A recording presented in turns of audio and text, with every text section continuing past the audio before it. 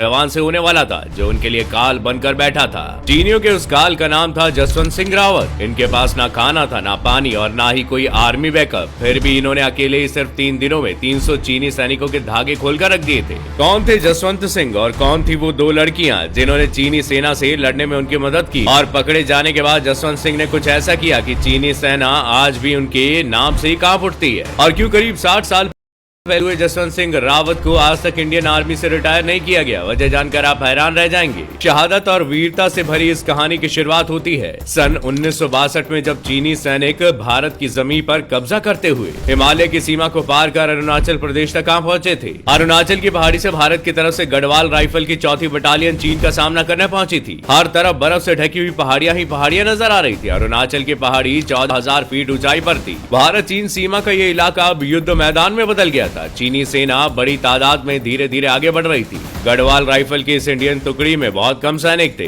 गैर बराबरी का मुकाबला देखकर भारत की टुकड़ी को वापस लौटने का आदेश दे दिया गया था। ऑर्डर आने के बाद पलटन वापस लौटने को थी, तभी 3 सैनिकों ने वापस लौटने से इनकार कर दिया था। और ये जवान थे राइफलमैन जसवंत सिंह रावत, लांस नायक त्रिलोक सिंह नेगी और गोपाल सिंह। इन्होंने ठाया कि खून के आखिरी कतरे तक लड़ते रहेंगे, इसी मिट्टी की हिफाजत में शहीद हो जाएंगे, मगर पीठ नहीं दिखाएंगे। एक तरफ हजारों की संख्या में चीनी सैनिक थे, तो दूसरी तरफ 3-4 बंकर में केवल 3 इंडियन सैनिक। चीनी सेना बॉर्डर पर हर तरफ हावी हो रही थी। असल में उन्होंने बॉर्डर पर अचानक धावा बोल दिया था। चीनी उम्दा हथियारों से लड़ रहे थे, जबकि हिंद की सेना हिम्मत और हौसले से उनका सामना कर रही थी। दुश्मनों की गोलियों से एक-एक कर जसवंत सिंह के साथी बिछड़ रहे थे। हिंद का शेर अकेला था। राइफलमैन जसवंत सिंह रावत के पास भागने का पूरा मौका था, लेकिन वो वीर ही क्या जो मौका मिलते ही भाग जाए। इसलिए उन्होंने बहादुरी के साथ उनका सामना किया और अपने मकसद से डिगे नहीं। और पहाड़ी के पीछे से अकेले ये जवान चीनी सैनिकों से न सिर्फ लड़ने लगा, बल्कि हजारों सैनिकों को अकेले ही रोक भी लिया था। इतनी चालाकी से लड़ रहे थे कि करीब 3 दिनों तक चीनी सेना को यह समझ में नहीं आया कि पहाड़ी के पीछे इंडियन आर्मी के कितने सैनिक हैं। असल में राइफलमैन जसवंत सिंह रावत यहाँ एक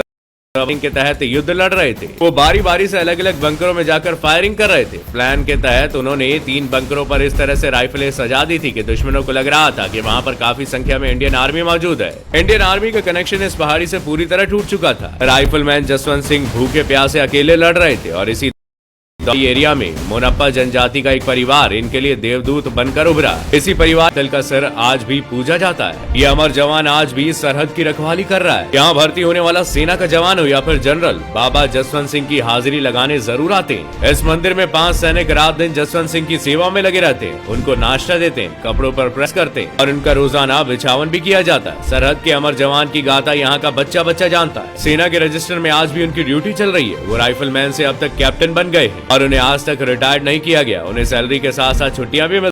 आज भी उस पहाड़ी पर एरिया में जसवंत सिंह को याद किया जाता है। वे उनकी मुराद पूरी करते हैं और सैनिकों के सपने में भी आते हैं। इस तरह ये जवान आज भी सरहद